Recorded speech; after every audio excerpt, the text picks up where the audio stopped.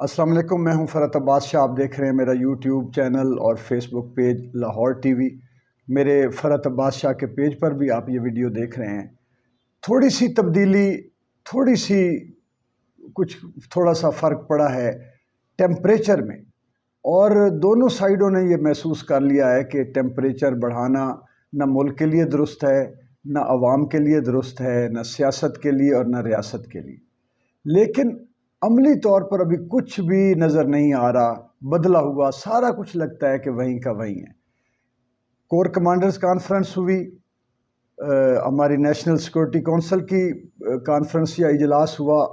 اور chief justice صاحب کے ریمارکس،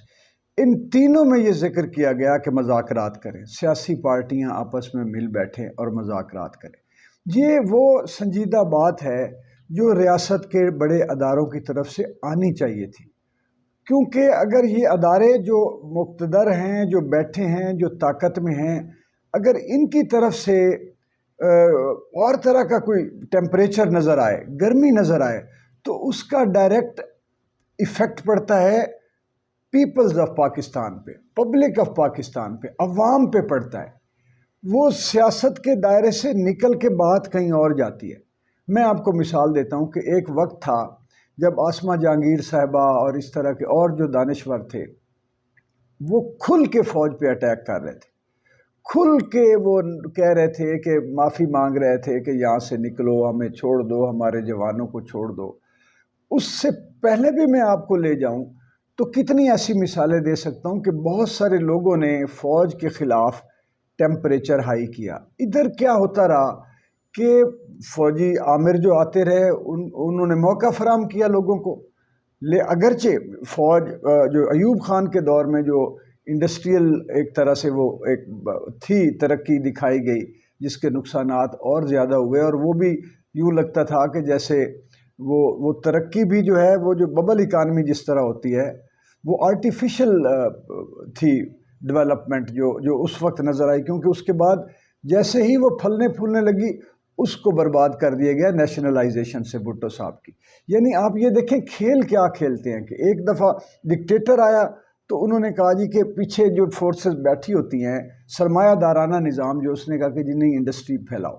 جب انہوں نے کہا یہ تو پاکستان کی اپنی انڈسٹری ریئل میں پھیلنا شروع ہو گئی، تو انہوں نے کہا جی نہیں سوشلزم لے کر آؤ، چیزیں ساری نیشنلائز کر لو۔ جب انہوں نے کہا کہ یہ تو پیچھے محسوس کیا کہ اب سوشلزم کو کمزور کیسے کیا جائے، تو بھٹو کے خلاف مذہب کو کھڑا کر دیا گیا اور ضیاء الحق سے واردات ڈلوا دی گئی۔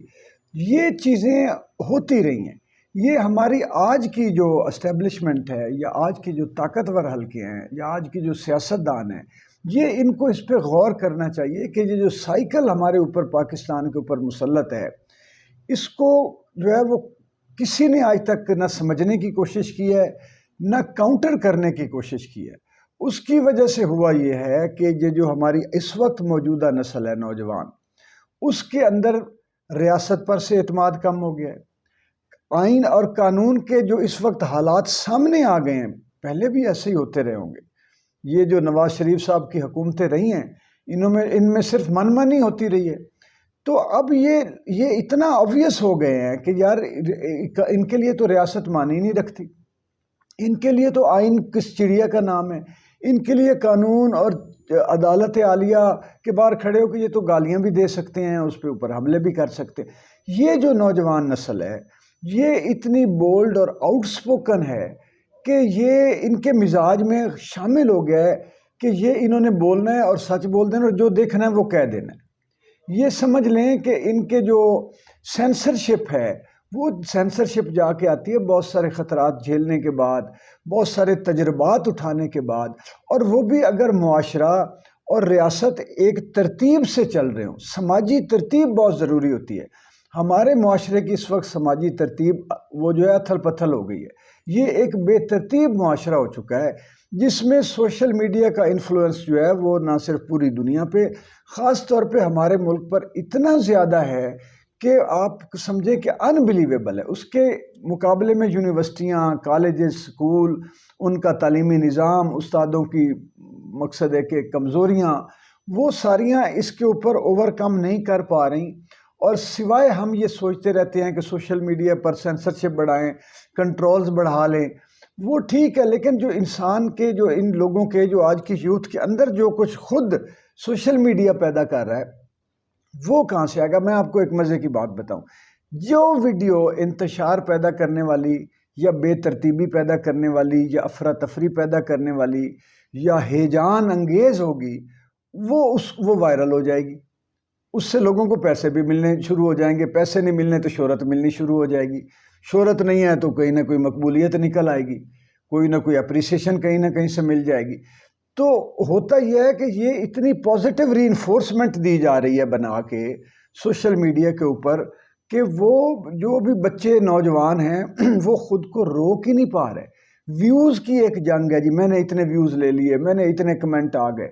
ایک طرف یہ پوری ایک بلا، ایک فینومینا جو ہے اس نے نوجوان نسل کو اپنے گھیرے میں لے لیا۔ دوسری طرف ہم کیا کر رہے ہیں کہ صرف پریشرز بڑھا رہے ہیں، جبکہ ہمیں ایک طرف نظر آ رہا ہے کہ آئین کی کوئی حیثیت نہیں ہے، جس کو چاہو اٹھا لو،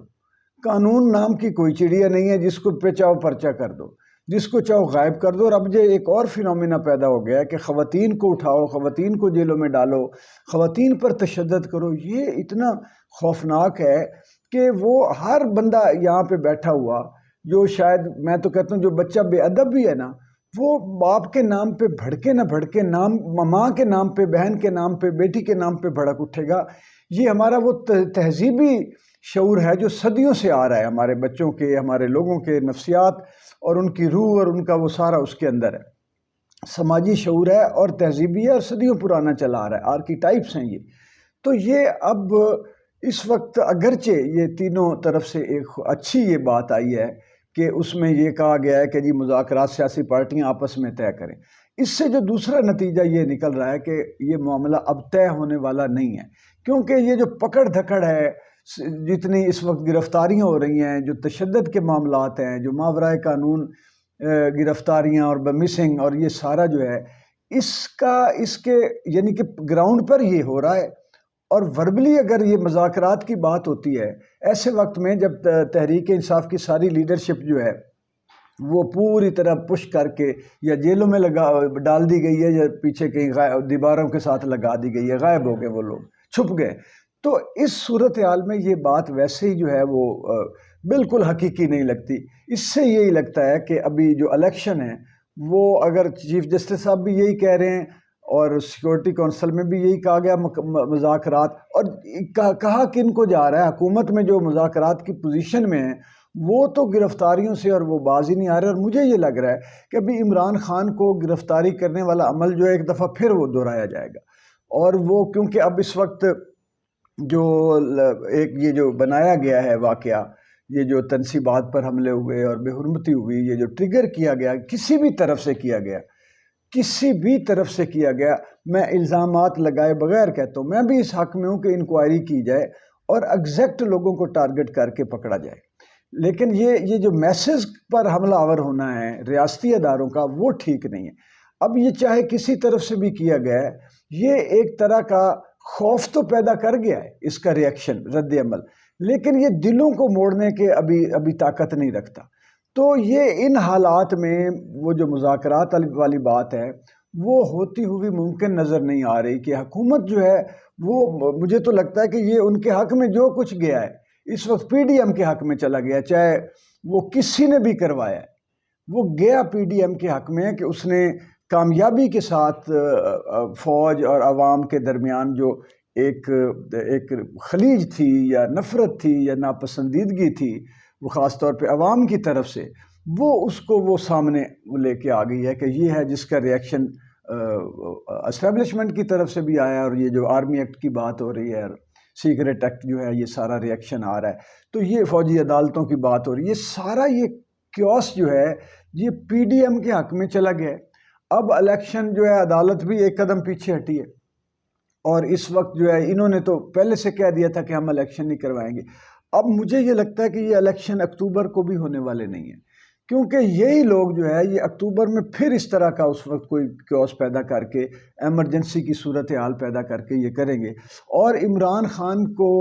جو گرفتار کرنا ہے، یا عمران خان کو جو ابھی اس کے اوپر میں یہ سمجھتا ہوں کہ وہ خطرات قتل کے بھی منڈلا رہے ہیں، اور گرفتاری تو اس کی پھر آگے کہیں ہوتی نظر آ رہی ہے، پھر ریئیکشن چیک کیا جائے گا، اور ریئیکشن آیا نہ آیا، لوگ نکلے نہ نکلے، لیکن میں آپ کو یہ بتاؤں کہ ملک کی تذلیل پوری دنیا میں بھی ہوگی، ملک معاشی طور پہ مزید گرے گا، اور عوام میں مزید بے چینی اور نفرت اور اضطراب پیدا ہوگا، اور یہ جو بحران ہے یہ کسی اور کو نقصان پہنچائے نہ پہنچائے، کسی کو بے شک فائدہ دے، پاکستان کو یہ ڈیمیج کرے گا۔ اس لیے ڈیمیج کرے گا کہ ابھی تک کسی حلقے کی طرف سے پاکستان کو ریڈ لائن قرار نہیں دیا جا رہا، سب اپنی اپنی ریڈ لائن لے کر بیٹھے ہوئے ہیں، پاکستان ابھی تک کسی کی ریڈ لائن نہیں ہے، اور اگر پاکستان کسی کی ریڈ لائن نہیں ہے تو اس کا مطلب یہ ہے کہ شہر کے قتل میں میرے نزدیک شہر والے سبھی ملوث ہیں۔ بہت شکریہ۔